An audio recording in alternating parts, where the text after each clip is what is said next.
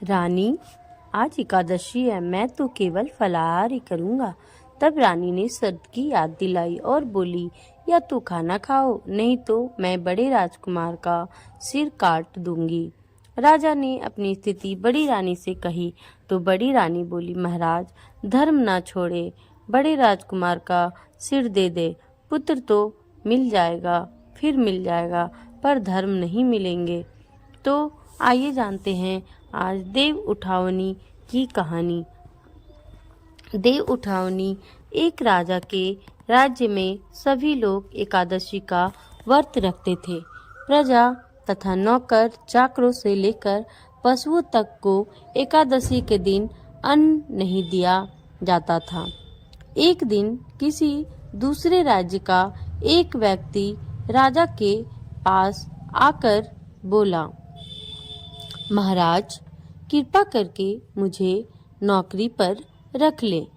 तब राजा ने उसके सामने एक शर्त रखी कि ठीक है, रख लेते हैं, किंतु रोज तो तुम्हें खाने को सब कुछ मिलेगा, पर एकादशी को अन्न नहीं मिलेगा। उस व्यक्ति ने उस समय हाँ कर ली, पर एकादशी के दिन जब उसे फलाहार का सामान दिया गया तो वह राजा के सामने जाकर गिड़गिड़ाने लगा, महाराज, इससे मेरा पेट नहीं भरेगा, मैं भूखा ही मर जाऊंगा, मुझे अन्न दे दो। राजा ने उसे शर्त की बात याद दिलाई, पर वह अन्न छोड़ने को राजी नहीं हुआ। तब राजा ने उसे आटा, चावल, दाल आदि दिए। वह नित्य की तरह नदी पर पहुंचा और स्नान कर भोजन पकाने लगा। जब भोजन बन गया तो वह भगवान को बुलाने लगा, आओ भगवान, भोजन तैयार है। उसके बुलाने पर पीताम्बर धारण किए भगवान चतुर्भुज रूप में आ पहुँचे तथा प्रेम से उसके साथ भोजन करने लगे। भोजन नादि करके भगवान अंतर ध्यान हो गए तथा वह अपने काम पर चला गया। 15 दिन बाद अगली एकादशी को वह राजा से कहने लगा कि महाराज, मुझे दुगुना सामान दीजिएगा। उस दिन तो मैं भूखा ही रह गया। राजा ने कारण पूछा तो उसने बताया कि हमारे साथ भगवान भी खाते हैं, इसलिए हम दोनों के लिए ये सामान पूरा नहीं होता। यह सुनकर राजा को बड़ा आश्चर्य हुआ। वह बोला, मैं नहीं मान सकता कि भगवान तुम्हारे साथ खाते हैं। मैं तो इतना व्रत रखता हूँ, पूजा करता हूँ, भगवान ने मुझे कभी दर्शन नहीं दिए। राजा की बात सुनकर वह बोला, महाराज, यदि विश्वास न हो तो साथ चलकर देख ले।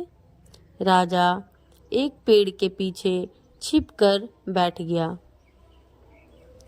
उस व्यक्ति ने भोजन बनाया तथा भगवान को शाम तक पुकारता रहा, परंतु भगवान न आए।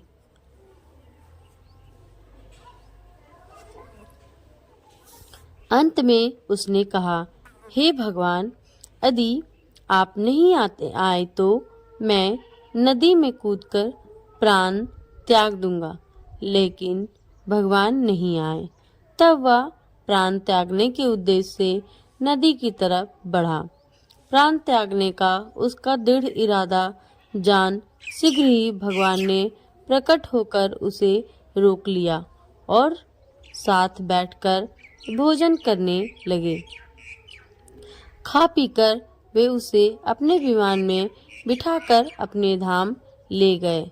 यह देख राजा ने सोचा कि व्रत उपवास से तब तक कोई फायदा नहीं होता जब तक मन शुद्ध न हो।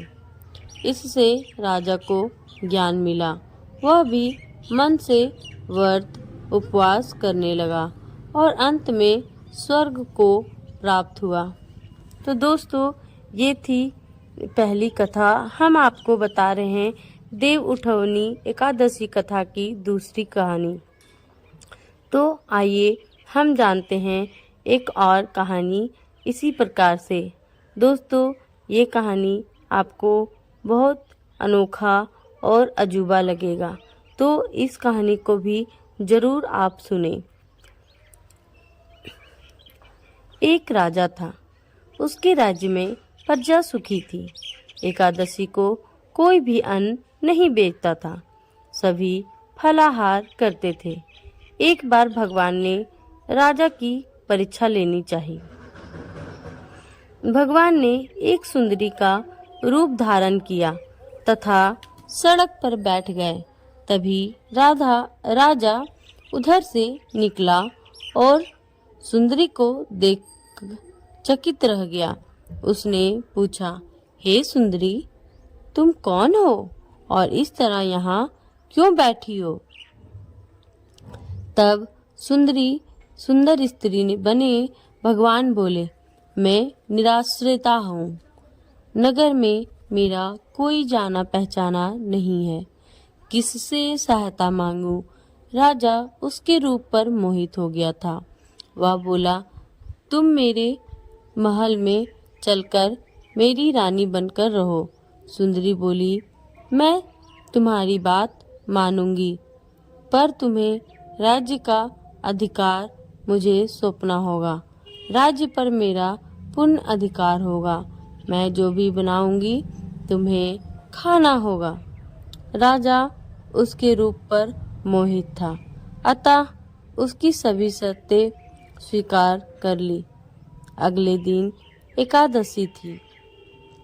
रानी ने हुक्म दिया कि बाजारों में अन्य दिनों की तरह अन्न बेचा जाए।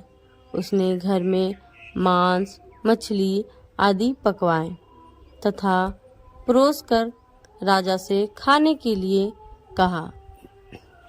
यह देखकर राजा बोला, रानी, आज एकादशी है, मैं तो केवल फलाहार ही करूँगा। तब रानी ने शर्त की याद दिलाई और बोली, या तो खाना खाओ, नहीं तो मैं बड़े राजकुमार का सिर काट दूंगी। राजा ने अपनी स्थिति बड़ी रानी से कही तो बड़ी रानी बोली, महाराज, धर्म ना छोड़े, बड़े राजकुमार का सिर दे दे। पुत्र तो फिर मिल जाएगा, पर धर्म नहीं मिलेगा। इसी दौरान बड़ा राजकुमार खेलकर आ गया। माँ की आंखों में आंसू देखकर वह रोने का कारण पूछने लगा, तो माँ ने उसे सारी वस्तु स्थिति बता दी। तब वह बोला, मैं सिर देने के लिए तैयार हूँ। पिताजी के धर्म की रक्षा होगी, जरूर होगी। राजा दुखी मन से राजकुमार का सिर देने को तैयार हुआ तो रानी के रूप में भगवान विष्णु ने प्रकट होकर असली बात बताई। राजन, तुम इस कठिन परीक्षा में पास हुए। भगवान ने प्रसन्न मन से राजा से वर मांगने को कहा तो राजा बोला, आपका दिया सब कुछ है, हमारा उद्धार करे। उसी समय वहाँ एक विमान उतरा। राजा ने अपना राज्य पुत्र को सौंप दिया और विमान में बैठकर परम धाम को चले गए। दोस्तों, आपको ये कहानी कैसी लगी कमेंट करके ज़रूर बताएं और हमारे चैनल को ज़्यादा से ज़्यादा शेयर करें और अच्छी लगे तो सब्सक्राइब करना ना भूलें। धन्यवाद। मिलते हैं अगली कहानी में।